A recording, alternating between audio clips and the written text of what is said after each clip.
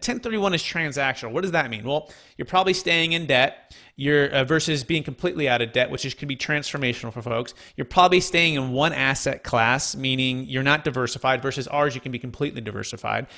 You're probably staying in a lot of toilets, trash, and liability. Versus ours, you don't have to have any of that.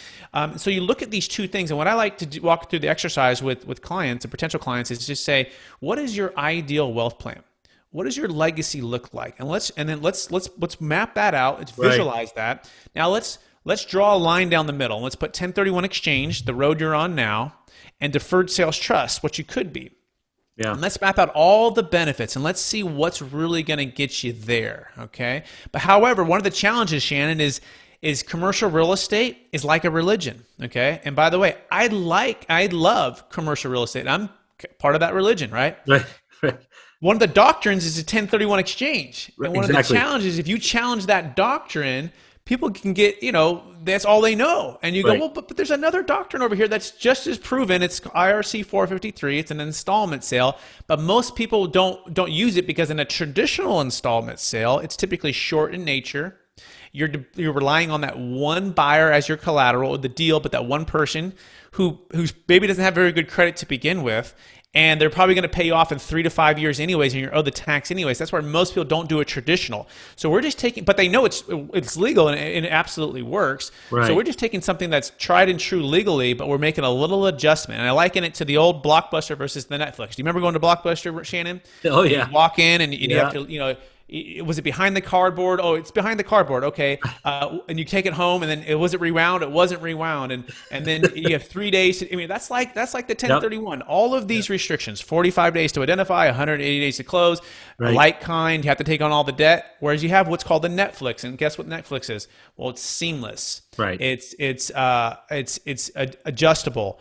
It's on your terms, on your ways, right? That's what the deferred sales trust does. We can truly create a transformational wealth plan, and then what can you do also with that? Well, you can give it to charity, or another one is the partnership separation, which is a big challenge for a lot of entities, especially for syndicators and operators. With how do we separate in a way that is tax deferred and also helps to keep the interest of everyone else. So in a traditional 1031, the whole entity must move. What does that mean? Well, let's imagine there's 10 people on a property and we've owned it for 20 years. We bought it for $2 million and it's worth 20. Okay. Right. So huge tax liability. Well, 10 of those people could want to take the cash and go away. The other 10 wants to defer it, but the whole entity must move. So that's the challenge. So what can we do with the deferred sales trust? Well, what's really nice is each individual can have their own deferred sales trust and the other ones can just go pay their tax. Wow. Okay, so it's a seamless partnership separation. They're not commingled. They're based upon their own risk tolerance. It's customized to them.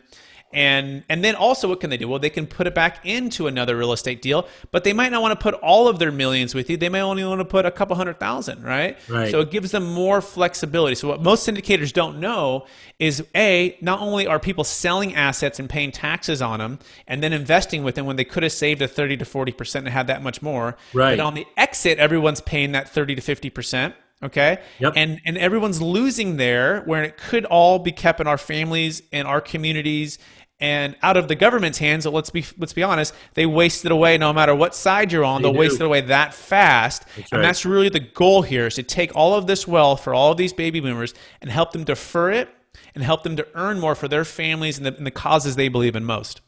So Brett, back to the qualifications.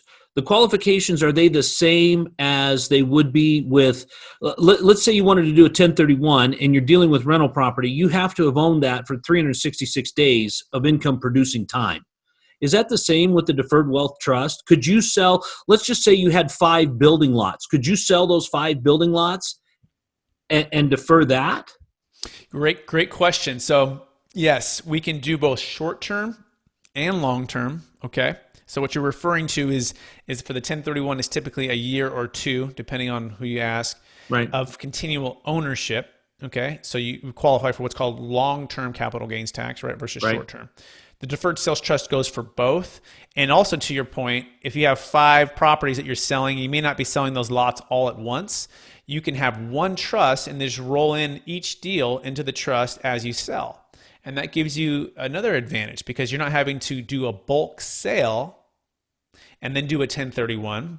You can simply consolidate all of your equity from it could be from a primary home. It could be from your veterinarian, Wow. you sell your business. It could be Okay. from your commercial real estate interest. And you just keep compiling it all into this trust.